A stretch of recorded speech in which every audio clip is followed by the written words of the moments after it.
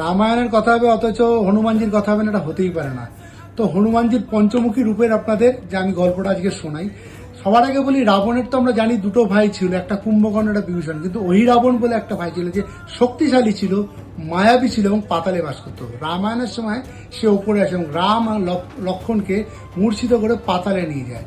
এবং সেই সময় হনুমানজির কাছে সে খবরটা আছে। হনুমানজি কি করবে, উনি পাতালে গেল, গিয়ে ওদেরকে উদ্ধার করার চেষ্টা করলো। কিন্তু 5 রকম জায়গায় 5টি দিশাতে 5টি জায়গাতে আগুন জ্বলেছিল। সেই 5টি আগুনকে হনুমানজিকে একসাথে নেভানো দরকার ছিল। তখন হনুমানজিকে পঞ্চমুখী যে অবতার সেটাকে ধারণ করতে হয়।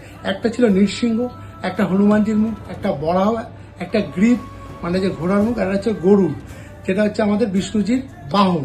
সেই একসাথে পঞ্চমুখী রূপ হয়ে উনি 5 দিশায় আগুন নেভালেন এবং রাম আর লক্ষণকে উদ্ধার করলেন এবং এইভাবে ওই রাবণকে বধ করলেন। নমস্কার, ভালো থাকবেন, জয় বজরংবলী।